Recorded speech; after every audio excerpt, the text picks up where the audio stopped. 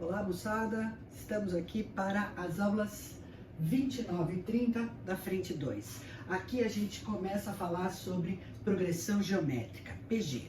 A gente tem, na verdade, são duas aulas duplas falando sobre esse assunto. Essa 29 e 30 trata PG no geral, e aí eu tenho a 31 e 32 para falar sobre somas na PG. A soma infinita e a soma dos N primeiros termos. Muito bem.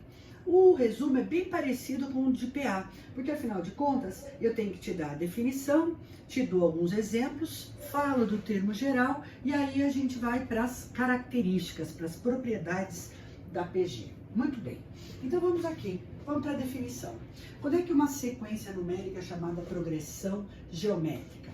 Quando a razão, no sentido de divisão entre dois termos consecutivos, é constante. Como assim?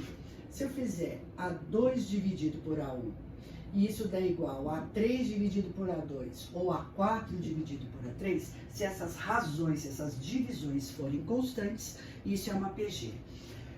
Essa constante se chama razão da PG, que para diferenciar da razão da PA, a gente usa a letra Q minúscula.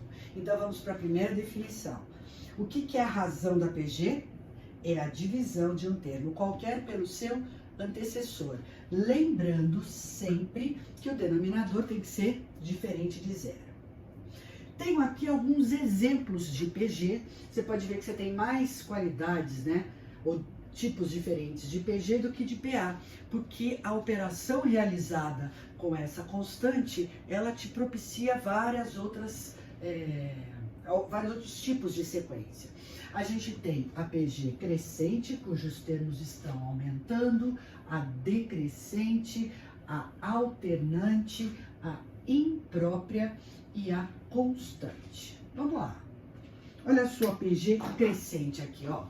A partir do primeiro termo, se você for multiplicando os termos por 2, você obtém os próximos. Na PG crescente, o primeiro termo é positivo e a razão é maior do que 1. Esse é o primeiro caso. PG decrescente, note que o primeiro termo é negativo e a razão é positiva. Tá vendo aqui, ó? Menos 1 vezes 3, menos 3 vezes 3, vezes 3 e assim sucessivamente. Na PG alternante, já o primeiro termo pode ter qualquer sinal, porém a razão é negativa, porque várias regras de sinais aqui, tá vendo que ele é alternante, porque os números nem estão aumentando nem diminuindo. Eles ficam oscilando entre o positivo e o negativo. Na PG imprópria, o primeiro termo é diferente de zero e todos os outros termos são iguais a zero.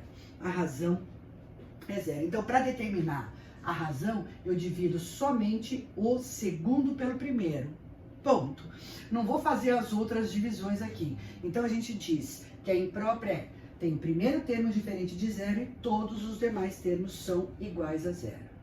E no caso da constante, né, que nem aumenta nem diminui, é aquela PG em que a razão vale 1. Da mesma maneira que a gente pensou lá na PA, eu penso aqui na PG.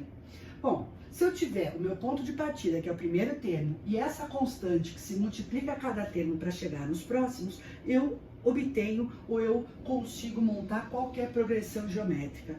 Então, com isso, eu consigo generalizar essa ideia, montando o que a gente chama de fórmula do termo geral. Tá legal? Vamos partir lá do primeiro termo da nossa sequência, tá bom? A partir do primeiro termo, quem é o segundo?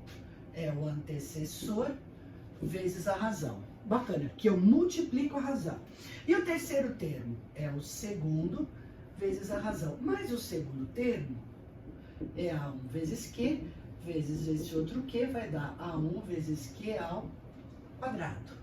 Tá, vamos para o quarto termo. É o terceiro vezes a razão, que é A1 vezes Q ao quadrado, olha ele aqui, vezes Q, que vai dar A1 vezes Q à terceira. Vamos continuar. Então, eu consigo montar essa fórmula do termo geral sem fazer as substituições. Olha quais são as relações. O A1 é da onde eu começo. O A2 é A1 vezes Q a primeira.